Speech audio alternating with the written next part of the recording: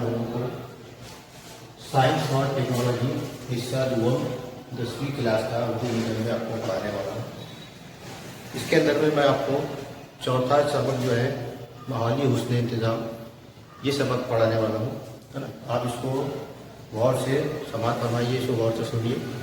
इससे पहले मैं आपको एक ज़रूरी बात बताना चाहता हूँ कि इससे पहले मैंने अभी हाल ही में लास्ट वीक में 10 वीडियो जो है अपलोड किए थे, जो कि साइंस एंड टेक्नोलॉजी के ताल्लुक से थे, है ना। तो ये जो 10 वीडियो है आपको बहुत ज़्यादा इम्पोर्टेंट है और इसमें साइंस की जो है बेसिक मालूमात जो है दी हुई है, जो कि आपको 8th क्लास में, 9th क्लास में और 10th क्लास में आपको बहुत ज़्यादा काम में आएगी। ठीक है, तो आप ये 10 वीडियो जो है आप उसको अच्छी तरीके से देखिए, क्योंकि ये जो बेसिक मालूमात है अगर आप इसको अच्छी तरीके से अगर देख लेते हैं, इसको याद कर लेते हैं, तो ये आपका जो साइंस एंड टेक्नोलॉजी जो 10वीं क्लास का है बोर्ड का, ये आपको जो है बहुत ईजी जाएगा, बहुत आसान जाएगा। ठीक है, तो मैं चौथा सबक जो है माहौली हुस्न इंतज़ाम,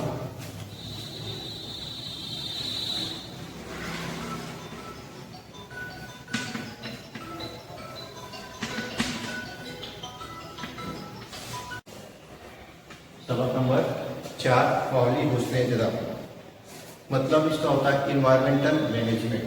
इन्वायरमेंटल मैनेजमेंट यानी माहौली हुस्न इंतज़ाम। इसमें कुछ सवाल दिए हुए, पहले ज़रा याद कीजिए करके। जैसे इसमें पहला सवाल दिया हुआ है, माहौली निज़ाम किसे कहते हैं। ठीक है, और इसके मुख्तलिफ अज्जा कौन कौन से हैं। माहौल के अंदर में जो है बहुत सारे अज्जा हैं जो मिलकर के हमारा माहौल तैयार करते हैं। मिसाल के तौर पर हमारे माहौल के अंदर में है हयाती अज्जा। हयाती अज्जा यानी होता है जानदार, और दूसरा है गैर हयाती अज्जा यानी जिसे कहते हैं गैर जानदार चीज़ें, है ना। ये दोनों चीज़ें जानदार हम अपने तरफ में देखते हैं कि हमारे तरफ में जानदार भी है और गैर जानदार भी है। तो ये तमाम चीज़ें जानदार और गैर जानदार मिलकर के हमारा एक माहौली निज़ाम तैयार करते हैं। इसके मुख्तलिफ अज्जा जो है वो कौन कौन से कह रहा है, तो इसके मुख्तलिफ अज्जा जो है गैर हयाती अज्जा के अंदर में, जैसे आप लोगों को पता है गैर हयाती अज्जा यानी जो गैर जानदार चीज़ें हैं, हवा है, पानी है, मिट्टी है ना। और ये सब जो चीज़ें हैं, ये सारी चीज़ें जो है गैर जानदार है। पत्थर है हमारे तरफ में, चेयर है, डेस्क है, बोर्ड, ब्लैक बोर्ड है ना। ये सारी चीज़ें जो है इसको हम कहेंगे सूरज की रोशनी का चेहरा, है ना, मॉइस्चर जिसको कहते हैं हम, रतूबत, ये सारी चीज़ें जो है वो गैर हयाती अज्जा हैं। और दूसरी चीज़ें जो है हयाती अज्जा यानी जानदार चीज़ें, है ना। तो जानदार चीज़ों के बारे में आपको बताइए, जितनी भी चीज़ें जिनके अंदर जान होती है वो जानदार चीज़ें कहलाती हैं, हयाती अज्जा कहलाती हैं। तो ये बैक्टीरिया है, छोटे से छोटे बैक्टीरिया से लेकर के बड़े से बड़े जानदार तक के जितने भी जानदार हैं, है ना, तमाम जितने भी चलते फिरते वाले जानदार दिखते हैं हमको, सारे के सारे जो है वो हयाती अज्जा में शुमार किए जाते हैं। इसके बाद नंबर 2, दूसरा सवाल इसमें पूछा गया है कि सारिफीन की इकसाम कौन कौन सी है। ये इकसाम अमली तौर पर किस पर मुनहसर होती है। ठीक है, सारिफीन यानी होता है इस्तेमाल करने वाला या किसी भी चीज़ को ग़िज़ा के तौर पर इस्तेमाल करने वाला। ठीक है, तो हमको पता है कि हमारे माहौल के अंदर में जो है ग़िज़ा तैयार करने वाले जो है उनको ग़िज़ा साज़ कहा जाता है। जैसे कि मिसाल तौर पर जो खुद कभी जानदार है जिसको हम कहते हैं नबातात, ये नबातात जो है ये हमारे ग़िज़ा साज़ है। अगर आप पिछले जमातों में इसको पढ़ चुके हैं ग़िज़ा साज़ किसे कहते हैं। उसके बाद यहाँ दिया हुआ है कि सारिफीन की मुख्तलिफ किस्में कौन सी, यानी जो जानदार दूसरी चीज़ों को ग़िज़ा के तौर पर इस्तेमाल करते हैं, वो सारे सारे जो है सारिफीन कहलाते हैं। ठीक है, तो इसमें जो है सारिफीन जो है पहले इब्तिदाई सारिफीन आएगा, उसके बाद दूसरा साहमी सारिफीन और तीसरा जो है सलासी सारिफीन, है ना। इब्तिदाई सारिफीन, साहमी सारिफीन और सलासी सारिफीन भी पाए जाते हैं, या फिर उसको आला या तरक्की तरीन या आला तरीन जो है सारिफीन भी कहते हैं।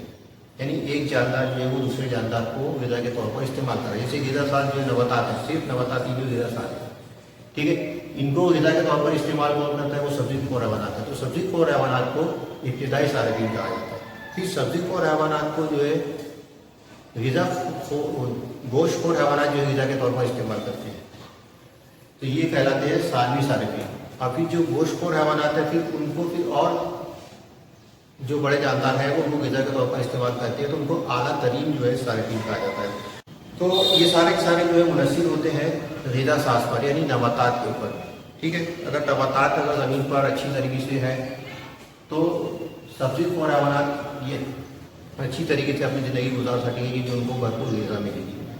उसी के साथ ही साथ फिर बाकी की जो सारिफिन है वो अपनी ग़िज़ा को हासिल कर सकते हैं आसानी करते। तो सभी का इन्हिसार जो है वो ग़िज़ा साज पर होता है।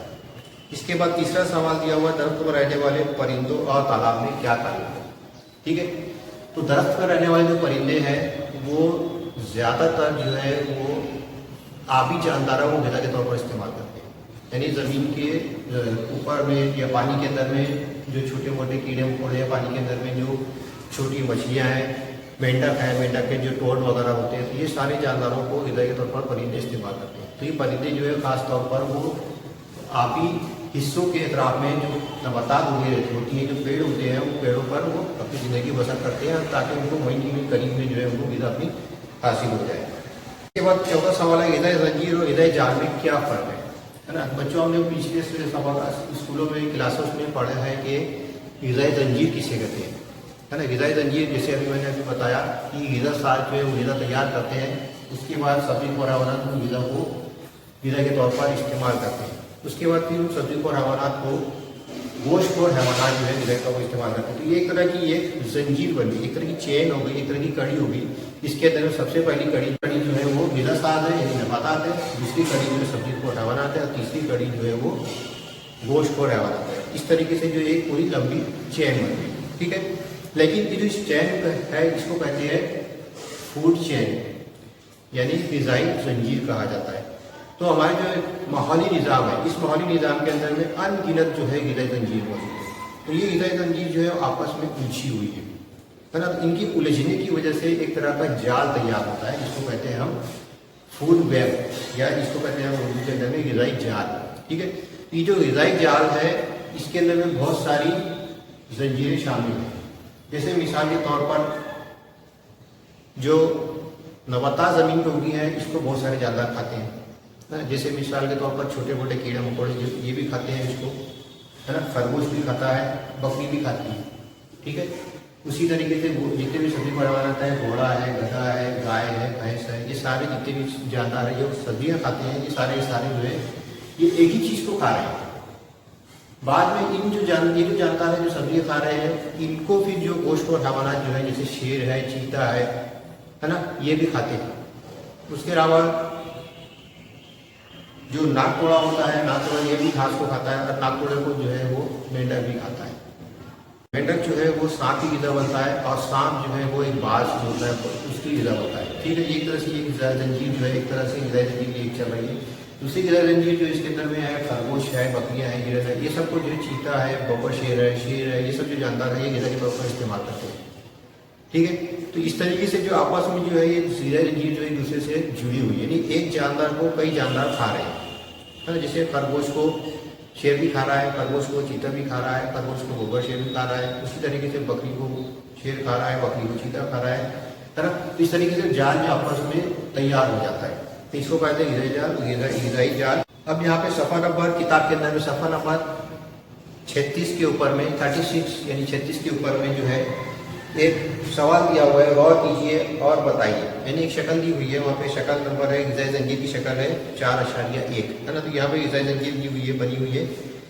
तो इसके अंदर में दिया हुआ है शक्ल में हर जुज़ कौन सी किस्म में शामिल है, इनके नाम शक्ल के सामने लिखिए। ठीक है, तो ये जो शक्ल आपको दिख रही है इसके अंदर में ऊपर में जो है नागतोड़ा है। नागतोड़े को जो है वो मेंढक ग़िज़ा के तौर पर इस्तेमाल कर रहा है, उस मेंढक को सांप ग़िज़ा के तौर पर इस्तेमाल कर रहा है, और सांप को जो है वो एक बाज है जो ग़िज़ा के तौर पर इस्तेमाल कर रहा है। ठीक है, अब आखिरी में होता क्या है कि जो बाज है ये जब मर जाता है तो मरने के बाद में इसकी जो जिस्म होते हैं इसको छोटे छोटे जो खुदबनी जानदार जो है बैक्टीरिया है, वायरस है, ये उसको ग़िज़ा के तौर पर इस्तेमाल करते हैं और उसकी जिस्म की तहरीर करते हैं, और तहरीर करके उसको ज़मीन के अंदर में यानी उसको फिर से मिट्टी में मिला देते हैं, यानी उससे फिर से मिट्टी बना देते हैं। ठीक है, तो ये जो है हर मरहले पे हो रहा है। इस तरीके से ये भी तरह का ग़िज़ाई ज़ंजीर से ग़िज़ाई जाल तैयार हो रहा है। सवाल ये हुआ है कि शक्ल को ग़िज़ाई जाल की सूरत में डालने के लिए क्या ज़रूरी है। तो इस शक्ल को ग़िज़ाई सूरत में डालने के लिए सबसे ज़रूरी है कि हम इसके अंदर में कौन सा जानवर को खा सकता है और कौन सा जानवर को नहीं खा सकता। इस तरीके से अगर हम उसको लकीर के जरिए बनाएंगे तो एक तरह का बीच में जाल तैयार हो जाएगा। जैसे मिसाल के तौर पर यहाँ पर जो नागतोड़ा दिया हुआ है, नागतोड़े को सांप भी खा सकता है और मेंढक भी खा सकता है। ठीक है। उसके बाद मेंढक जो दिया है मेंढक को सांप भी खा सकता है और बाज भी खा सकता है। और ये सारे जानवर मर जाए तो मरने के बाद भी इनका तजिया होता है तो उनको बैक्टीरिया वायरस खा जाते हैं, ग़िज़ा के तौर पर इस्तेमाल कर लेते हैं। इस तरीके से ये इसको हम ग़िज़ाई जंजीर को ग़िज़ाई जाल में तब्दील कर सकते हैं। अब इसके बाद हम देखेंगे कि माहौली निज़ाम। तो अभी तक जो हमने गुफ्तगू की है इससे आप लोगों को समझ में आ गया होगा कि माहौली निज़ाम किसे कहते हैं। यानी हमारे माहौल के अंदर में जो है बहुत सारे अज्जा शामिल है जो मिल करके हमारा माहौली निज़ाम तैयार करते हैं। जैसे मिसाल के तौर पर जानदार चीज़ें और घर का अंदर जानदार चीज़ें दोनों मिल करके जो है वो हमारा माहौली निज़ाम तैयार करते हैं। तवानाई के हरम से क्या मुराद है? तो तवानाई का हरम के बारे में हम पढ़ चुके इससे पहले, है ना। तवानाई का हरम यानी होता है एक तरह का पैरामिड, ठीक है। तो ये पैरामिड जो होता है वो नीचे से चौड़ा होता है और ऊपर जैसे जैसे आप बढ़ते जाए तो ये जो है कम इसकी सतह जो कम होती जाती है और ऊपर में जो है नोक आ जाती है ना। इस तरीके से हरम जो है यानी एक पैरामिड जो है वो तैयार होता है। तो ये पैरामिड इसलिए कहा जा रहा है क्योंकि इसके जो नीचे का बेस है जो वो ज़्यादा चौड़ा है और जैसे जैसे हम ऊपर जाते जाए ऊपर इसकी विड्थ जो है इसकी चौड़ाई जो है वो कम होती जाती है। तो नीचे में चौड़ा क्यों है? क्योंकि नीचे में जो है वो ग़िज़ा साज है। ग़िज़ा साज जो है वो सबसे ज़्यादा दुनिया के अंदर में तादाद जो ग़िज़ा साज की यानी नबातात की सबसे ज़्यादा तादाद है ना। यानी ग़िज़ाई जो है हमारे पास में जो इब्तिदाई ग़िज़ा है जो ग़िज़ा साज तैयार कर रहे हैं वो हमारे पास बहुत ज़्यादा है। फिर इनको जो नबातात को जो ग़िज़ा के तौर पर इस्तेमाल करने वाले जो सब्जी खोर हैवानात हैं इनकी तादाद जो है वो नबातात की तादाद से कम है। इसके बाद फिर जो सब्जी खोर हैवानात को जो गोश्त खोर हैवानात ग़िज़ा के तौर पर इस्तेमाल करते हैं उनकी तादाद सब्जी खोर हैवानात से और कम है। इससे जैसे जैसे ऊपर जाते जाएंगे तो वो आला तरीन सारफीन तक जब हम जाएंगे तो ये तादाद जो है वो ऊपर बहुत कम हो जाती है। इसलिए एक तरह का एक पैरामिड तैयार होता है, हरम तैयार होता है जिसको कहते हैं ग़िज़ाई हरम।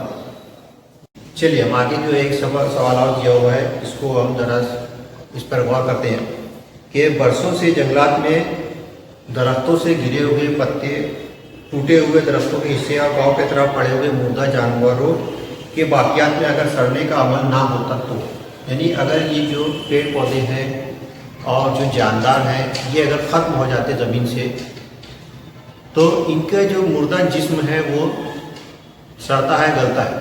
अगर ये सड़ना गलना नहीं होता तो क्या होता? तो एक तो अगर ये सड़ते गलते नहीं तो क्या होता है, इनके ढेर लग जाते हैं।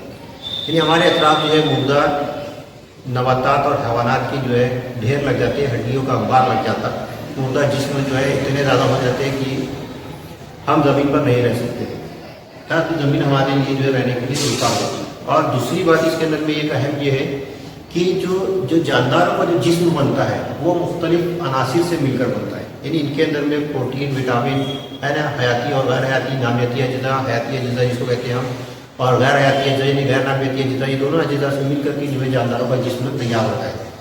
नबातात का जिस्म हो या हैवानात का जिस्म हो, ये सारी चीज़ों से तैयार होता है। तो ये जिस्म तैयार होने के बाद में जब जानदार मर जाते हैं, मुर्दा हो जाते हैं, तो जब मुर्दे जिस्म जो है इनकी तहलील करते हैं। जो छोटे छोटे खुरदमी जानदार हैं, बैक्टीरिया है, वो इनकी तहलील करते हैं और इसको वापस फिर से इन अज्जा को मिट्टी में शामिल करते हैं। अगर ये मिट्टी में अगर इन अज्जा को नहीं शामिल करते तो ये अज्जा दोबारा से किसी नए जानदार के जिस्म के अंदर में नहीं पहुँच पाते हैं और इस तरीके से क्या होता है, जानदारों की जो नशोनुमा है वो रुक जाती है और तमाम जानदार जो ख़त्म होते जाते हैं और मुर्दा जिस्मों के ढेर लग जाते हैं। तो आपकी जो दरसी किताब है इसके अंदर में सफ़ा नंबर 37 के ऊपर में, पेज नंबर 37 के ऊपर में जो है एक खाका दिया हुआ है ऊपर में, है ना। इसमें दिया हुआ रवा खाका मुकम्मल कीजिए, यानी जो खाका दिया हुआ है ये अधूरा है, इसको आपको कंप्लीट करना है। इसमें दिया हुआ ज़ैल की खाली चौकोन को सही तरीके से पूर कीजिए और मुकम्मल होने वाले खाके को जमात में लगाइए। तो ये जमात में आप इस खाके को हाथ को लगाना है इस तरीके से लटका करके, ताकि सभी बच्चों के जहन में वो खाका बार बार दिखता रहे। इसमें सबसे ऊपर दिया हुआ है माहौली निज़ाम। तो ये माहौली निज़ाम जो है दो चीज़ों से मिलकर बनता है, पता है, हमने देखा है। एक चीज़ है जो है वो यहाँ पे दी हुई है, वो है गैर जानदार अज्जा, ठीक है। दूसरा बॉक्स जो है वो खाली है।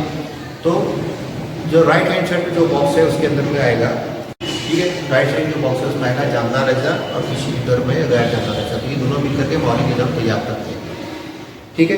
इसके बाद जो है गैर जानदार अज्जा है उसके अंदर में नीचे में दिया हुआ है तबई अज्जा और दूसरी तरफ में जो है बॉक्स खाली है। तो यहाँ पर आपको लिखना है कीमियाई अज्जा। तबई जुज और वहाँ पे कीमियाई जुज लिखना है या कीमियाई अज्जा लिखना है। उसके बाद कीमियाई अज्जा के नीचे का बॉक्स खाली है, जहाँ तबई अज्जा के नीचे का बॉक्स में दिया हुआ है हवा, पानी, बुखारात, मिट्टी, मादनियात और सूरज की रोशनी। तो ये सब जो तबई अज्जा हैं, जो ये गैर जानदार चीज़ें हैं, ठीक है। अब इसके अंदर जो कीमियाई जुज है वो उसके ऊपर हमको लिखना है ग़िज़ाई अज्जा और मादनियात। तो मादनियात जो है ये कीमियाई अज्जा में शामिल होता है, ग़िज़ाई अज्जा। इसके बाद जो बॉक्स है उसके नीचे में दिया हुआ है एक तरफ गैर नामियाती अशिया और दूसरी तरफ दिया हुआ है बॉक्स खाली है, तो उसके खाली बॉक्स के अंदर में हमको लिखना है नामियाती अज्जा। और नामियाती अज्जा उसके नीचे में दिया हुआ प्रोटीन, निशास्ता, चर्बीदार अशिया। और यहाँ पे गैर नामियाती अशिया के अंदर में दिया हुआ है हाइड्रोजन, ऑक्सीजन, नाइट्रोजन, कैल्शियम, लोहा, सोडियम, पोटाशियम, ये सब जो अनासिर हैं ये सब जो है गैर नामियाती अशिया में शामिल किए गए, इनको गैर नामियाती अशिया कहते हैं। और जो निशास्ता है, प्रोटीन है, कार्बोहाइड्रेट वगैरह जो है ये चर्बीदार अशिया, ये सब नामियाती अज्जा है। यानी नामियाती अज्जा चीज़ें जो है जानवरों के जिस्म में तैयार होते हैं। इसके बाद माहौली निज़ाम, इसके अंदर में जो है दूसरा तो हिस्सा जो है हम देखेंगे जहाँ पे लिखा हुआ ऊपर जानदार अज्जा। तो जानदार अज्जा जो है यहाँ पे नीचे में उसके दो बॉक्स किए हुए, एक दिया हुआ है खुद कफील जानदार, ठीक है। दूसरा बॉक्स जो खाली है वहाँ पर लिखते हैं हमको गैर कफील जानदार। खुद कफील जानदार यानी जो ग़िज़ा खुद से तैयार करते हैं, बस मिसाल के तौर पर ग़िज़ा साथ यानी नबातात, ठीक है। तो वहाँ पर ग़िज़ा साथ उसके नीचे में जो बॉक्स दिया हुआ वहाँ पर नबातात लिखना है आपको। उसके बाद दूसरी तरफ आई है उसके खुद कफील के मुखालिफ जानिब सीधे हाथ पे गैर कफील आएगा बॉक्स के अंदर में। उस गैर कफील के नीचे में है दिया हुआ तज़ियाकार और सारिफ दिया हुआ, ठीक है। तो तज़ियाकार के नीचे में जो है बॉक्स खाली है, तो वहाँ पर हमको लिखना है बैक्टीरिया। और उसके बाद जो है सारिफ, उसके नीचे जो हैवानात दिया हुआ है, हैवानात के नीचे में जो है हमारे ग्राफ में जो है 3 तरह के हैवानात हैं। उसके अंदर में पहला हैवान जो है सारिफ जो है हम तीसरे हैवान का नाम दिया हुआ है।